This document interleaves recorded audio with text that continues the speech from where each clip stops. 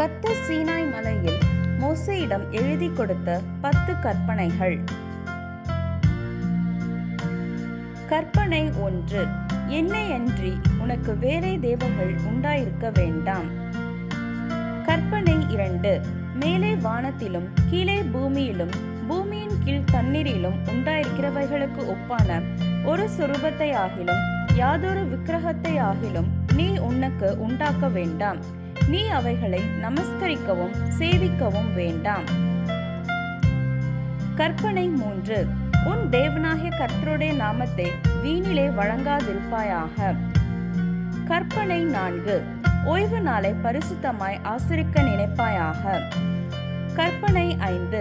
உன் தேவனாகிய கர்த்தர் உனக்கு கொடுக்கிற தேசத்திலே உன் நாட்கள் நீடித்திருப்பதற்கு உன் தகப்பனையும் உன் தாயையும் கனம் பண்ணுவாயாக. கற்பனை 6. கொலை செய்யாதிருப்பாயாக. கற்பனை 7. விபசாரம் செய்யாதிருப்பாயாக. கற்பனை 8. களவு செய்யாதிருப்பாயாக. கற்பனை 9. பிறனுக்கு விரோதமாக பொய் சாட்சி சொல்லாதிருப்பாயாக. கற்பனை 10. பிறனுக்குள்ள யாதொன்றையும் இச்சியாதிருப்பாயாக.